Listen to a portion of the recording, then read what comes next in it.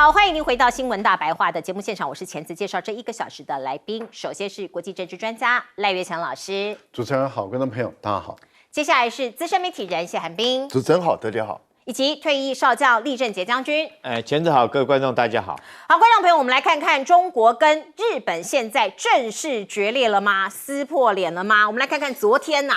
中国大陆呢，迎来了一个访客，他是日本外务省官员，叫金景正。大家看这个图好了，在这里啊，那他跑去中国大陆做一个磋商，衔命可能想要缝补这个裂痕。可是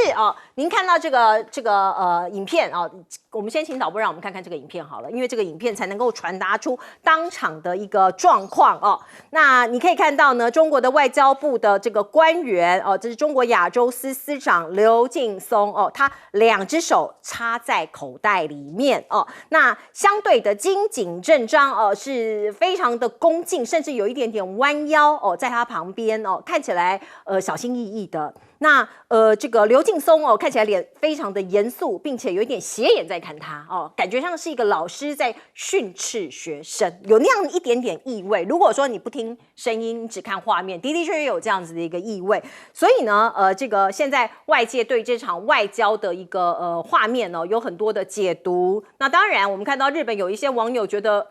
不是很开心，怎么好像教训我们的官员这样的感觉？来者是客啊，你怎么可以教训他啊？那我们来看看包括一些媒体的解读说是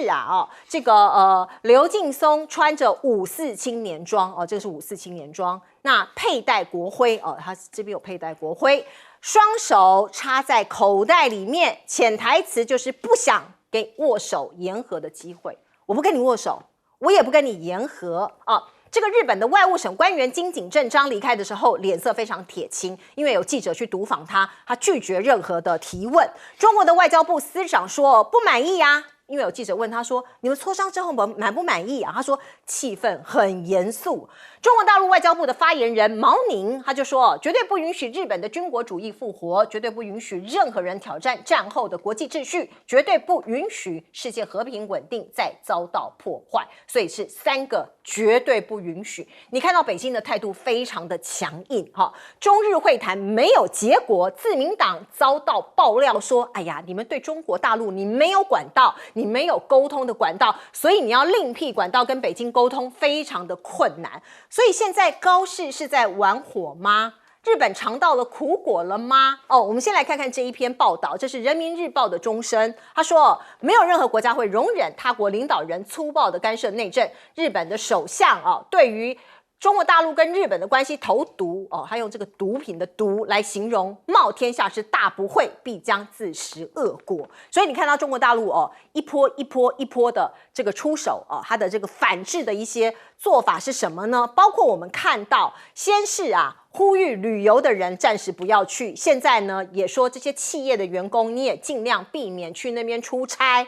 还有中国的大型国有旅行社也停办所有到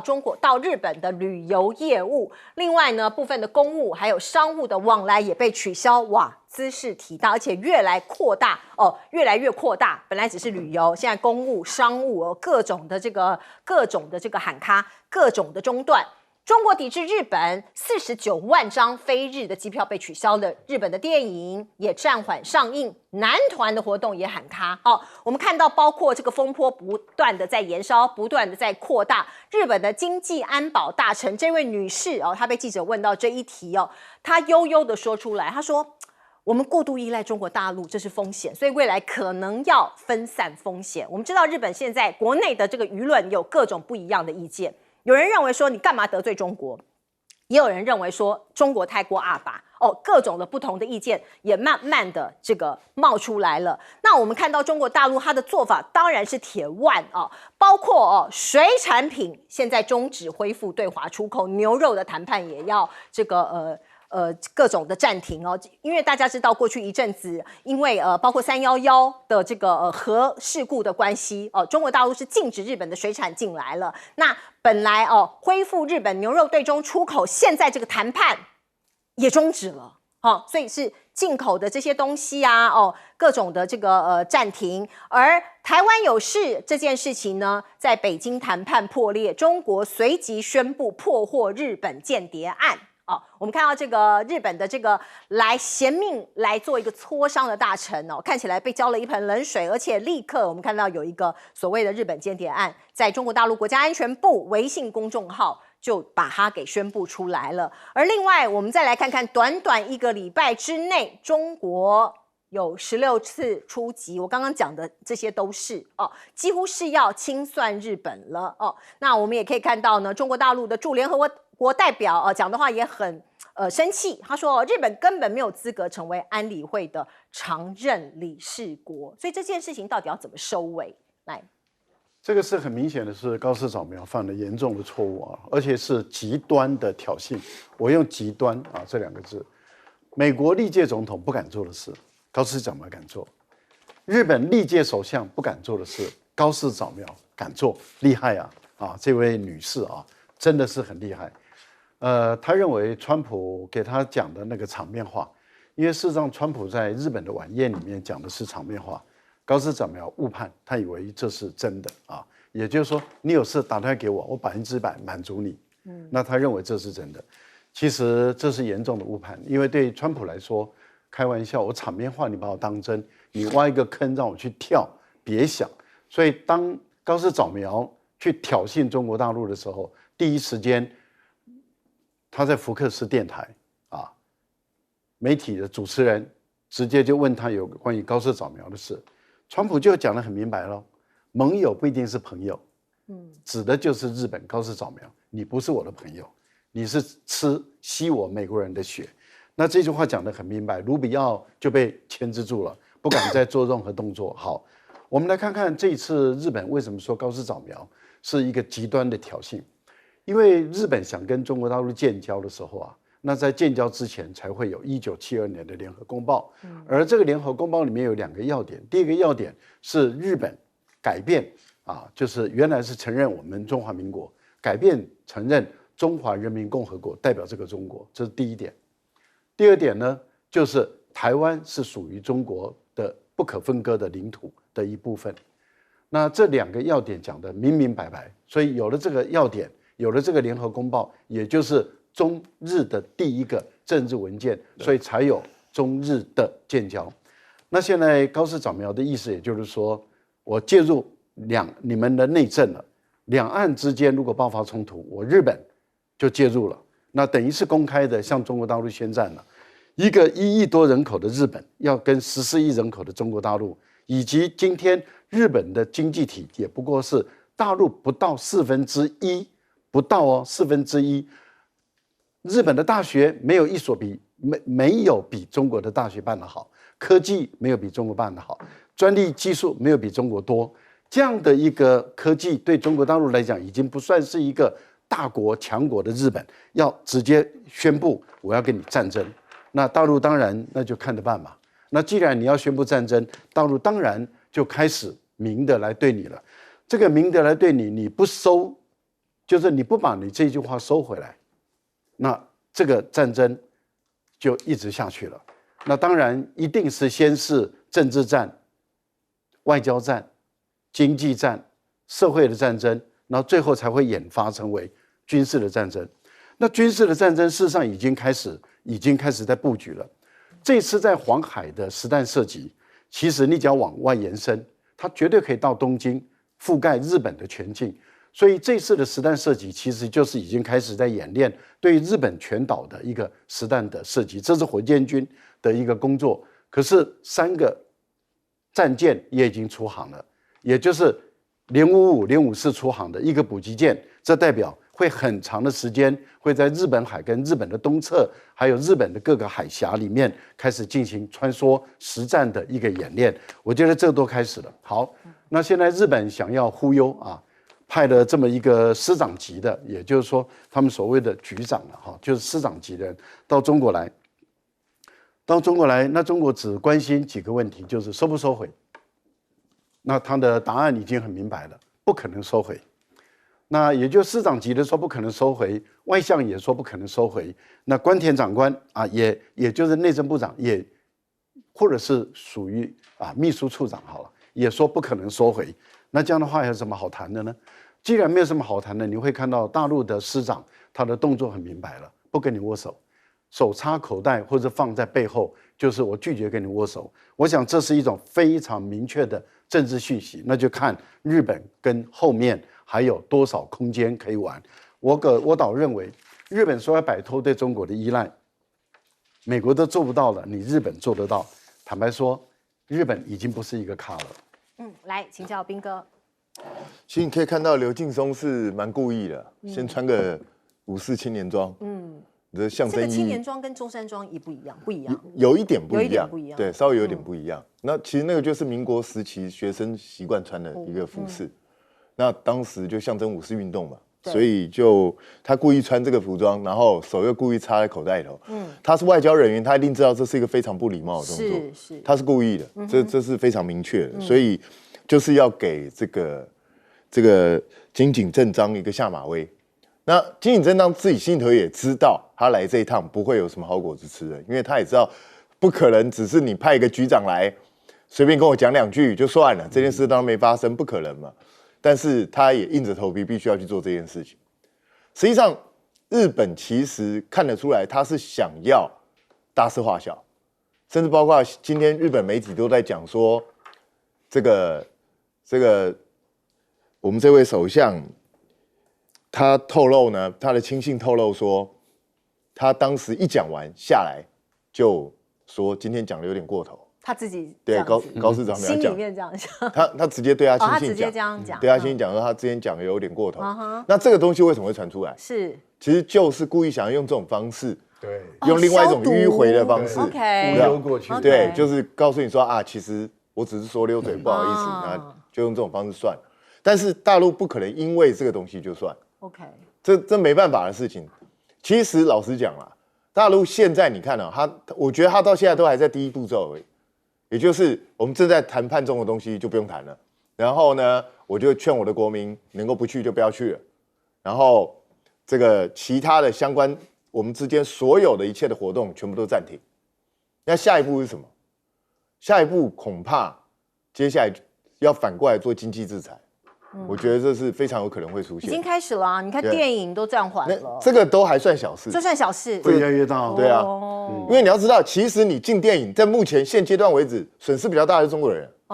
对啊，因为他厂商已经跟他买了这个电影的版权了，然后到这边，然后这么多人买了票，那这些买了票的人，这厂商还要负责这样的票，所以当然可能政府会给他一些补贴啦，但是实际上到目前为止，他只是先把这个态势摆出来。那高市说真的，他现在也不可能退，因为他现在如果退，他干脆直接宣布这个首相辞职算了，因为面子实在太难看。所以这2天不是还有传出一个讯息出来吗？说高市搞不好干脆一不做二不休，就趁那个耶诞节前夕跑去偷偷祭拜靖国神社算了，反正要闹就给他闹大一点，闹大一点，就闹到底，也不是不行，因为你要知道，日本现在民意正在支撑他，对，69%的民意支撑他。那如果民意持续往这个方向发展的话，因为高市本来就是少数执政，他本来就不稳嘛，所以搞不好他会认为说，与其反正到最后是被逼下台，不如干脆我就拼死一搏去试试看。所以我觉得他本来就想去，他不是不想去，只是碍于国际形势他不去。那现在既然已经跟中国大陆决裂，你也很难挽回了，那干脆就去，至少能够博得国内一些右派、基本教义派的一些欢心。但是他如果真的这样做了，其实正中中国大陆的下怀。你这样做最好，刚好就有一个点了。对，因为你现在这个阶段还有很多人说中国干嘛小题大做啊？他不会讲错一句话嘛？是，这个有必要全面性的这样断绝跟高市往来吗？可是如果他真的去击败靖国神社，对中国大陆来讲就太好，就有借口了呀。对，而且连韩国都不能做事。韩国现在已经跟日本闹得很不愉快了。对，他们中间一些演习啊什么都暂时停下来。那如果他去击败靖国神社，不只是韩国没有办法做事，东南亚能做事吗？然后这就考验一个人，考验赖清德。你要认同他这个行为吗？是。所以我是期望高市赶快去拜一下靖国神社。我是希望他不要搞这么大啦，这个有一点太大了。好，来将军。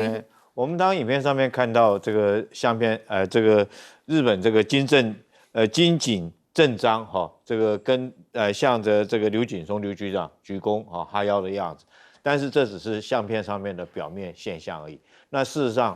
双方谈判的内容是非常的这个严肃的哈。啊，包括到这个刘劲松他出来和记者问他，他讲的，记者问他说气氛怎么样？他说气氛非常的严肃哈。那谈的内容呢，他说结果非常的不满意。那据我们了解，金井正章他在会场里面哈提出来要求2件事情。第一个来讲，他重申这个中日本的基本立场。第二个，你知道他提什么要求吗？他提出要求是叫中国将这个大阪的领事薛建，因为他发表了斩首的言论啊，他叫他把他撤换回去。你就知道日本人并不是你想象中看到相片这个表面的这一幕，他底子里面是非常硬的。那你凭什么资格去干涉中国的人事？要叫中国里面将某一个领事馆的领事这个撤换人员？所以我觉得双方来讲，中日双方现在来讲的话，可以说是在恶性旋螺哈，越来越激烈。这个很明显的高市哈，那目前带着全体日本人像吃的摇头丸一样，非常的嗨，非常的兴奋啊，已经走到所谓的民粹的主义。但是今天最新的日本的朝日新闻哈，他做了一篇社论。他的社论报道是这个标题是用什么当的标题呢？他说是时候停止与中国这种不必要的对抗。我想日本还是有识之士的人还是很多，他知道如果说是让高市这样带着利用这个民粹、利用军国主义继续跟中国对抗，中国是绝对不会服软下去。那结果只有双方来讲形势更严重。我们现在来看一下几件事情。第一个来讲的话，当然中国一开始的时候就禁止就规劝旅客不要去啊。除此之外，这个还将留学生这个也不要到日本去。你知道，我们知道，连川普都说，60万的中国留学生对他们来讲是一笔巨大的财富。当中国留学生不到日本去以后，对日本的学校会产生很大影响。另外，在电影《蜡笔小新》，对不对？这个《鬼灭之刃》也不在那边上演。那今天这个是最新的，加码这一把就是水产品福岛好不容易那时候这个习近平同意说让福岛的水产品进口到中国，现在又给你禁掉。那除了这个项目之外，我觉得在军事方面对抗，那目前也看到在逐步在做升级。是。那除了说是黄海的军演，那另外来讲的话，与那国那边无人机的穿越，其实这用军事的眼光来解读，都是非常非常严重的一种对抗的一个行为。所以我觉得，当日本朝日新闻有这种社论有这种出来说，就要停止对抗。但是我不认为说是高市早苗在这种状况下，他听得进去，他现在也找不到台阶怎么样下来。所以我认为说之后来讲的话，他可能会继续将这个对抗继续升级。那参拜靖国神社这个动作，我觉得是一定会出现，一定会出现哦。我个人研判这样了，他现在没有退路了，他只有继续向前了，对不对？只有越来越强硬，而且不但强硬到底。我认为他不但会做这个参拜靖国神社，包括他无核的3原则也一定会通过甚至于有可能就是干脆一步到底，就是修改他所谓的和平宪法，让日本成为一个他们所谓不被阉割的一个正常国家。他会不会就此这个帝国成败在高市早苗这一役有可能就往这方面走下这一步？那后续来讲要看美国支不支持，同不同意。如果真的走到那一步可能这个大家可能都要小心了，因为毕竟日本跟中国大陆都在我们的旁边而已那我们看到产经新闻，这是日本产经新闻它的报道，他们已经在模拟了他说，如果中国大陆的航母福建号阻止美军介入台海，日本防卫省可能跟美军合作，对其采取行动，把它击沉这是中国大陆的第3号航母福建舰，也是最新的一艘航母已经写到这样了不过中国大陆当然他们也看到这样的报道，包括军事专栏敏锐观察，他就这样讲了。他说，日本的出云级轻型航母数量有限必须要依赖美国提供的 F-35B 战斗机作战的自主性不足那跟中国大陆的东风系列成熟导弹相比，凸显了防御能力非常差距很大、很明显的。包括你看到呢，这是福建舰第一次海上的实兵训练画面已经曝光了。透过我们的镜头，您可以看到这是中国第一艘电磁弹射型的航母福建舰它的编队第一次在海上的实兵训练，包括歼15DT。第一次被曝光在福建舰上完成弹射起飞跟着舰的训练这个是来自于对岸央视放映的公开的画面。而包括像这样子的一个实兵的训练在中国大陆的军事专家的眼中他认为福建舰已经具备了远海的作战能力包括你看到了它在飞机这个在这个航母上面的起飞以及着舰其实各个机型都演示了一遍。那我们再来看看，包括造舰能力，中国大陆的造舰能力，我们现在已经不容置疑了。那美国海军怎么看呢？美国海军的作战部长就说，印象深刻。他说，中国快速扩张海军之际，它的造舰能力令人印象深刻美国要维持自身的造舰跟海上优势必须要跟日本南韩等亚洲的盟国一起合作才行。而包括其实他们美国的海军部部长也点出了说，他们有很多的困境，包括薪资不如便利店的商店的这个人员呢，怎么会这么离谱造舰的人员那我们再看看呢，他的说法，这是美国海军部的部长费兰，他说，美国造船业在冷战时期逐渐空洞化，熟练的人力流失所以你要重建这个产业其实很困难，可是是当前他们必须要做的事情。那我们再来看看，包括另外一方面，美国的经济到现在看起来的确在低谷，包括劳动市场的一个报告出炉，这是联邦政府开门第一份这个报告。那美国的就业人力现在看起来不断的这个往下走这个是从11月1号为止的4周以来，美国企业的平均每周裁员2500人，而且还在不断的升高中，所以劳动市场的这个降温现在看起来是持续进行中。失业救济的人数23.2万，因为你要去登记，你才可能可以拿到失业救济金。最新的民调出来了，这是关于川普他重返白宫以来的新低38%，这是易普所民调做出来的一个显示已经逼近拜登任内的最低35%所以他的民调还在往下跌。另外，中国大陆它也有一些武器，包括这是今年第5次减码美债不断的在卖美债，所以中国大陆9月减持5亿美元的美国国债，到现在是7000多亿美元，是今年来第5次减码。来，老师，日本如果要介入台海的战争，要想把福建舰把它击沉，用什么？用战略轰炸机，日本有吗？用战斗机，日本有这个能力吗？用这个区域拒止的导弹，日本有这个能力吗？所以我觉得讲大话很容易了，但是实际上你能使用的武器很有限，而且不要忘了，日本的全岛，你从北海道一直到最南端的琉球群岛，你的所有的军事基地其实都是在中国大陆的火箭军，就是陆对地对地，地对海，还有就是各类型的导弹驱逐舰、护卫舰，海对地以及这个空对于地的一个作战半径、作战范围内。所以我觉得日本国土面积小，人口少，军人少，军人也不过20几万，然后就扬言说要把福建舰击沉，我觉得这个很明显的是说大话了，事实上是不容易做到而且不要忘了，福建舰它一入列就形成战斗力，这是为什么？这个就是跟西方国家的这个训练不太一样。西方国家通常都是我把这个航母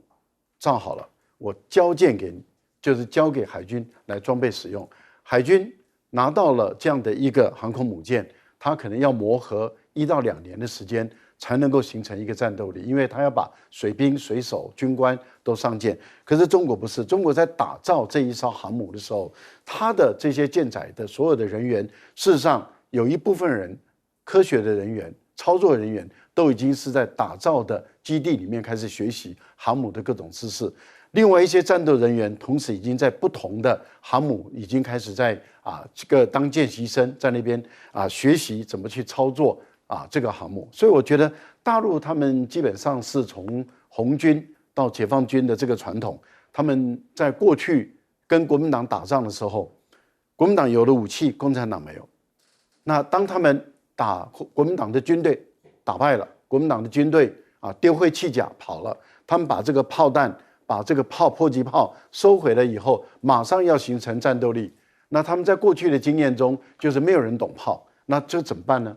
拿了也不会用，变成是一个负担。所以我觉得大陆是从经验中学到了一个很重要的一个战争的经历，就是要边打边学，边学边打。那这样的一个传统就构成了他们今天召还，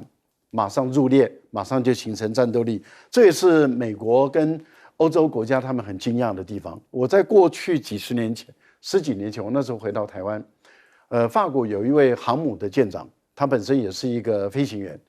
那他那时候退役了，他就到台湾来找我，就谈有关于中国的第一艘的航母本身的舰载机的飞行员什么时候能够那么起飞。那我就跟他我们交换了很多意见。他当时是不以为然，他认为如果按照西方人的经验，这不可能的事。结果没有多久就起飞了。所以后来他写一封信过来，就是表示说他自己本身，他们用他们的经验来看到解放军，他们事实上是不了解中国大陆。我觉得在台湾很多研究中国大陆的要好好的、仔细的、认真的研究，要研究的很细才行。好，另外美国的海军讲的这段话说，他必须要跟日本、韩国合作，对，这代表美国不行了。美国已经根本失去了自己独立的造舰能力。他过去想找欧洲人来帮忙，也希望因为他的这个导弹驱逐舰的设计错误，然后现在已经停产了。他想请欧洲来帮他做，欧洲没有这个能量，所以他现在回过头来找亚洲的韩国跟日本来帮他做。我们的问题是在于，在美国造还是在韩国造，还是在日本造？对于美国人来讲，他的算盘是在美国造，可是问题就在于你的工人要用美国工人还是用韩国工人？可是不要忘了，前段时间不是他们把这个韩国的工人都赶走吗？是。那你如何把韩国工人留在那里呢？是。厉将军怎么看这个问题？我觉得日本他真的是不自量力，他跟我们台湾都一样，我们这两个地方都犯了军事上很严重的一个盲点。就一直还把解放军认为是在2000年以前的解放军的实力甚至于日本还停留在他甲午海战的时候，他日本对付中国这个甲午海战所向无敌的那种观念，所以他不晓得中国这几年来讲，已经军事上已经这个飞跃式的成长，尤其是说让我们觉得这个严重的日本来讲的话，你自己军事上面毕竟被阉割了80年那么久你有什么底气？这时候在那边讲狂妄大话。那我将这个要集成福建舰，我将两个国家的这种飞弹实力给各位做一个对比这个实力会说话了，数字会说话的。这个是中国大陆，这是日本各位看到深红色的是短程导弹。大概它的射程范围，光短程导弹就已经整个覆盖了所有日本本岛那这个颜色比较淡一点，粉红色是中程导弹的射程，然后这个淡红色的是远程导弹。可以说，这个大陆来讲，如果要对它攻击来讲的话，只要短程导弹就打得到。第二个来讲的话，那我们看一下，反观如果日本来讲的话，它的导弹实力。由于日本军事实力被阉割了80年之久所以那时候他只允许他拥有自卫型的武器，所以来讲的话，各位可以看到红色的区块，大概连他自己的这种短程导弹防卫武器，包括他自己本岛都不能完全的覆盖。那你凭什么你敢讲这种大话？当然，他如果说美国这次提供他战斧型巡弋导弹的话，它部署在这个包括下面的所谓的琉球来讲的话，它大概范围可以攻击到中国的沿海地区的重要城镇。那当然对中国来讲的话，绝对是不允许这种事情发生的。好，我再给各位看第3张，这第3张是日本自己的网民所做的中国解放军这个对日攻击的一个概念图，大家可以看一下，这个是什么呢？这个是轰6战机这个是地面的机动型的导弹位置，这边远处是它的大概，我认为是应该是039或者是093核潜舰可以攻击攻击常见100或1000的巡弋导弹位置。你看，几乎所有的这种，不管是陆基型的导弹，或者是空基型的导弹，甚至于海面上的这种潜舰，都可以整个火力都可以覆盖到所有日本的本土的安全。是。那在这种状况之下，你日本凭什么去放话说这个击沉福建舰？好，我们就拿福建舰两边的战力，我来跟各位做一个说明哈。福建舰上面带的飞机叫歼35哈，歼35它的作战半径到1200公里，那你出云号只有900公里，因为你是 F35B 嘛，你中间有个大洞在那边，所以说限制你的油料，就限制你的作战半径，也限制你的载弹量哈。那你根本就打不到它，它先打到你的。那更不要讲说这个歼15T 哈，歼15T它的载弹量是65000公斤哈，那个数量比你多，作战半径更远哈，12600公里。那我们再讲一个这个最现实的，现在讲这个预警机的范围。这个福建号上面的是空警600，我们刚刚都看到，空警600那个雷达，你看它上面是一个正式的谍影雷达，那个雷达是氮化镓雷达，比美军现在福特号上面的 E2D 都要先进的一个雷达，它警戒的距离到600公里之外哈。那你的出云号也不会用直升机当预警机，那双方不管是预警的效果、火力的效果、作战的半径。我跟各位讲，如果要开战好，真的是出云号跟嘉禾号先会被击沉。如果说真的是要海战对战展开的话，当然第2次的甲午战争是不是就因此而爆发，我们有待观察。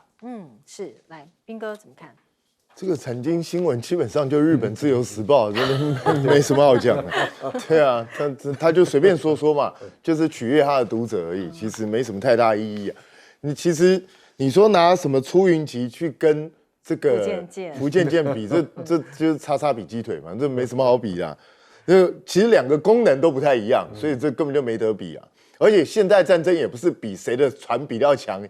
一艘船对一艘船这样比法，这也是蛮奇怪的一种乱七八糟的乱比一通嘛。那我也不认为说中日就会因为这件事情就直接开战了，我不认为，因为其实现在整个态势很明显，日本是在避战，他不想把这件事情闹大。那只是中国大陆这边会走到什么地步就不知道了，所以我觉得，当然这几年，特别是最近这20年，全世界都看到中国大陆的军事进展非常非常的快速。请大家注意哦，辽宁舰，中国大陆第一艘航空母舰正式下水是什么时候？2012年。今年才2025年。不过13年的时间，它已经第3艘航母都下水，对，而且直接变电磁弹射。这种速度是人类史上有史以来最快。从来没有任何一个国家这么快过，所以现在所有一切对中国大陆的评估，本来就是要重新评估，因为过去所有的评估全部都是错的，你错估了他很多东西，你没有了解到他建军的决心跟他目前所掌握的技术能力，所以我觉得西方如果不赶快纠正他们对中国大陆评估的方式的话，那他们大概会越来越看不透中国大陆到底在玩什么，这对美国自己是非常危险的。那至于造舰能力，现在美国就是逼着韩国、逼着日本去帮美国在美国设厂造舰，造给美国人用，然后不是逼韩国人要投资2000亿美金吗？可是问题来了，这个海军部长他说，因为你给造船工人薪水太低，所以比便利店还低。然后讲他在胡说八道。我去查了一下，美国便利店一般的这种店员的话，一年大概3万多美金。其实就是已经差不多我们一般人的薪资了。可是呢，这个美国一般造船工人大概是12万美金，而还找不到人。所以美国真正的问题其实不在于给造船工人的薪水太低，而是那个工作已经太久没有人要做，所以它造成了一个断层了。因为美国过去造船业一直在衰落嘛，造船业衰落的时候，你就不需要这么多工人嘛，不要这么多工人，大家就转行了嘛，转行技术就没有传承下来嘛。现在是，就算你付20万美金都没有几个人能够做，因为会的人不多了，就是这么简单。其实也不是美国，俄罗斯在冷战的时候也遇到这样的，冷战结束也遇到这样的问题啊。他们要造船也是找不到工作人员啊，所以这是一个很明显的一个状态。而且更重要的是，我认为以川普现在的状况，他自己心里头很清楚，他跟中国大陆现在互相的角力已经暂时要告一段落。他现在必须要回防他内政的问题。他如果不搞他的内政的话，他期中选举都不会过。今天才通过爱普斯坦法案呢，参众两院全过了。哦，是哦。对啊，所以他已经要面临到他可能要直接掰咖了。对啊，所以他哪有空去管国际的事情？对，的确哦，川普现在问题非常大。可是呢，我们看到昨天他接待一个重量级的来宾，就是沙国的王储，他已经睽违7年哦，再次到美国去。那川普给他一个非常高的规格接待，并且宣布将沙烏地指定为主要非北约盟友哦。那它的意义在哪里？美国可以替沙国提供军事还有经济上面的一些特权，包括川普已经同意出售这个48架的 F-35战斗机给沙烏地阿拉伯哦。那并且呢我们可以看到，包括在经济上面有很多的合作哦。那它的用意是什么？希望利雅得，也就是沙国跟中国大陆保持距离。因为前一阵子我们可以看到沙烏地阿拉伯它跟中国大陆的关系其实很好，尤其是在军事采购方面，各种方方面面的合作。那我们看到呢，沙国的王储其实也给很好的回应跟大礼。什么大礼呢？投资1兆美元呢，这个数字非常的可怕哦。他曾经对这个川普承诺说要投资至少6000亿美元，已经够多了。结果今天他特别宣布说1兆。这个数字是等于沙国全年的 GDP 哦，非常的这个可怕。我不晓得他的策略是什么，他是随便讲哦，反正川普3年就下台，还是怎么样？那另外我们看到呢，在白宫的这场记者会哦，包括川普，包括这个王储啊，都蛮尴尬的。我们来看看记者提出什么样的问题。And Your Royal Highness, the U.S. intelligence concluded that you orchestrated the brutal murder of a journalist. 9/11 families are furious that you are here in the Oval Office. Why should Americans trust you? Now, who are you with? I'm with ABC News, sir. You're with who? ABC News, sir. Fake news. ABC fake news. One of the worst. One of the worst in the business. I think the license should be taken away from ABC because your news is so fake and it's so wrong. 好，这是2018年的时候，华盛顿邮报的记者在沙国遇害哦。那当时是拜登政府，他其实定调沙国的王储有参与，那是拜登政府那个时候的定调，那基本上就是美国政府的定调。所以当这个记者当着这个王储的面提出这个问题的时候，你可以看到，直接这个川普问他说：“你哪一台的？你哪一台的？”好，我 ABC 的，你 ABC 你就假新闻，直接呛他哦。所以川普立刻打断，并且斥责这个记者是假新闻，甚至表示应该撤销 ABC 的执照。哦，这是川普的风格。那我们看看呢，包括后来，其实这个王储有回答记者的问题，他大概有讲说，我们也做过一些调查，那这个事件不是你想象的，如何，我们要防止这样类似的悲剧再度发生哦。这是王储后来有回应这个记者的说法。那我们也可以看到呢，包括川普多么的重视这个沙国的王储，他找这个晚宴的陪客是谁？黄仁勋、马斯克还有C罗，各个场域的明星都来了。所以我们看到呢，包括这个华府也举行的美沙投资论坛，那他在推荐什么呢？智慧模型，还有各种的投资。所以你看到沙国，他也可以据说啦，很快可以拿到 AI 晶片的，因为黄仁勋也在嘛哦。那美沙 AI 半导体出口协议也将敲定哦，包括辉达，包括这个超微可能都会受惠。而另外呢，我们看到呢，包括美国也点头出口了，沙国的 AI 新创拿到了先进的晶片通行证哦，说是这个出货量是数万颗哦，所以是双方互惠。而另外呢，美国想围堵中国，现在到底进行到什么样的程度呢？包括川普说，我们现在要规定一个统一的规格，防止中国轻易的追上。好，我们要防堵中国，我们要永远做老大。经济学人就讲了，中国晶片产业2026年将震惊世界 ，AI 自主化将会进入关键的转折期哦。所以你围堵到底有没有用呢？10年磨一剑呐。美国的报告很罕见的认可。中国大陆已经成为全球制造强国，而不只是王国，是强国。包括什么呢？包括对于半导体、机器人、航空相关领域、海洋工程装备、先进轨道交通、能源新能源汽车，还有电力装备，还有生物医药这些领域的考察，都是由美中经济与安全评估委员会他们去做全面的调查。这个报告里头承认，经过10年的努力，中国创新能力显著提升，向全球价值链上的上游来迈进，而且已经巩固全球制造业强国的地位。这是美国自己做的报告。来，请赵老师。美国跟沙烏地阿拉伯的关系相当长的时间都是非常的紧密，一直到哈萨吉的命案发生。911其实对于美国跟这个沙烏地阿拉伯之间的矛盾跟冲击并不大。虽然宾拉登是沙烏地阿拉伯的这个贵族之一，但是并不表示这个宾拉登的动作或是成立的盖达组织是跟沙国王储有关或是跟沙国的王室有关，并不表示这样。而且大家都知道，这个当初的宾拉登他所成立的盖达组织是在美国的援助下、美国的培训下所成立的。那当时的目的是培训建立这样的一支军队，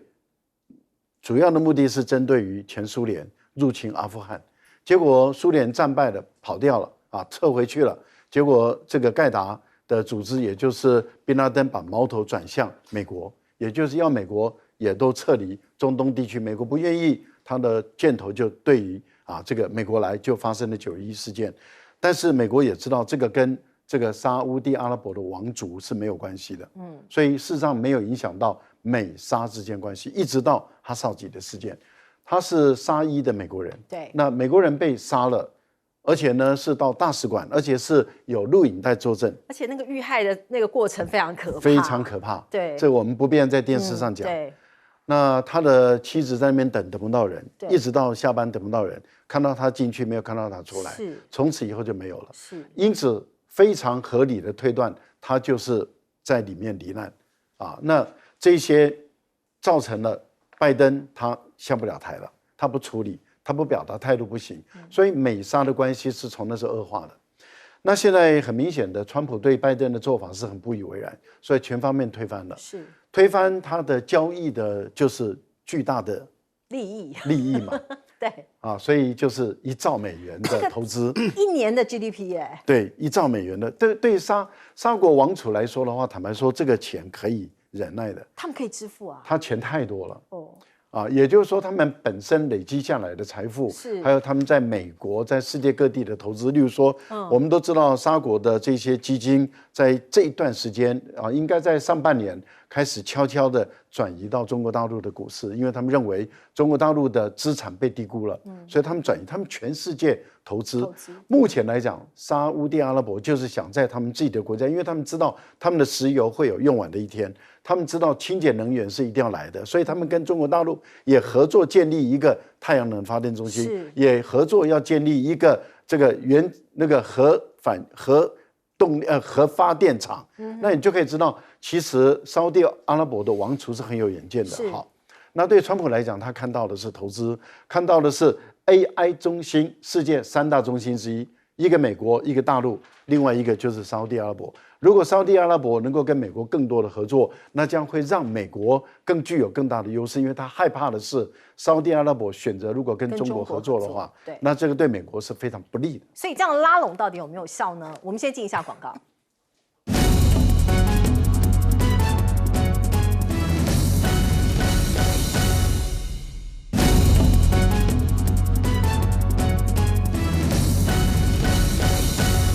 我们来请教彬哥怎么看美国跟沙烏地阿拉伯的关系。其实，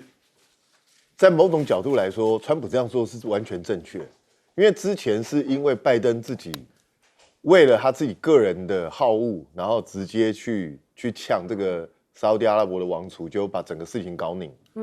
沙烏地阿拉伯本来就是美国在中东最重要的战略伙伴，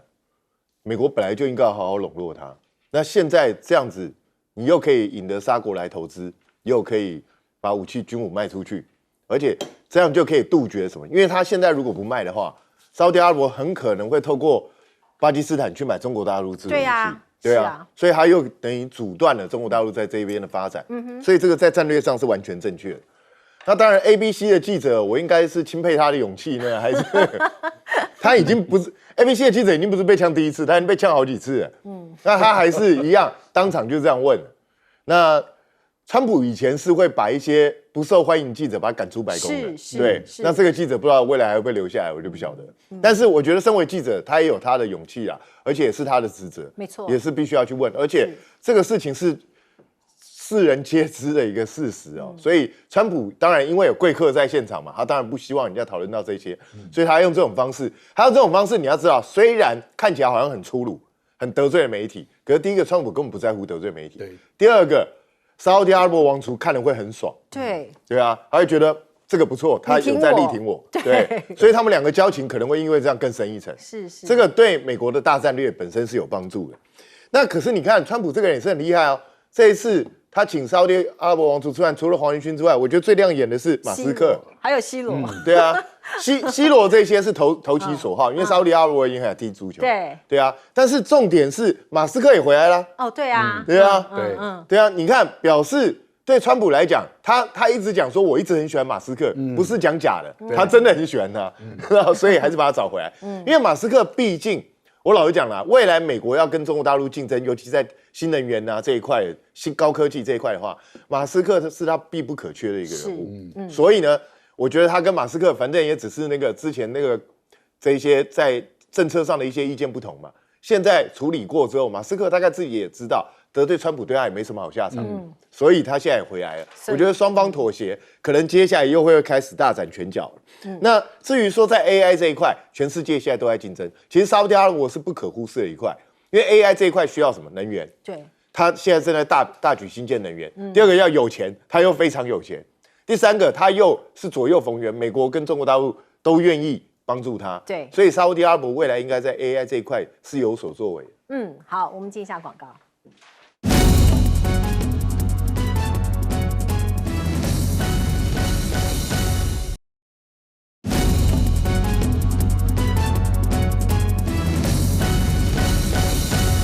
好，我们最后时间交给将军。我觉得这个沙烏地阿拉伯去买 F-35战机其实是形式上这个跟美国结盟的意义为大了但是真的是对他国家安全来讲的话，我觉得没有太大的帮助。因为美国第一个，它的 F-35战机来讲的话，它除了给以色列那批之外其他卖给其他盟邦国家的飞机，它在上面都装了后门。不只是 F-35，包括其他战机都是一样，会限制你的飞行，限制你的作战，必要时候它就给你关机了。我想这举世皆知。第二个来讲的话，它的 F-35战机到目前为止还是如此，就是说最后来讲，它一定要回到美国去做保养你不可以它不让你在别的国家，在你这个譬如说我们台湾跟美国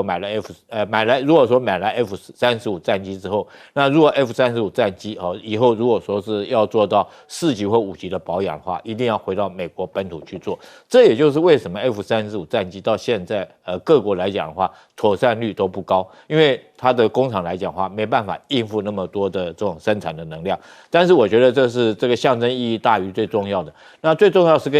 沙特跟以色列的关系了，因为以色列来讲的话，以前是不同意美国卖这个 F-35给这个沙特，因为以色列最担心的就是沙特、中东这些国家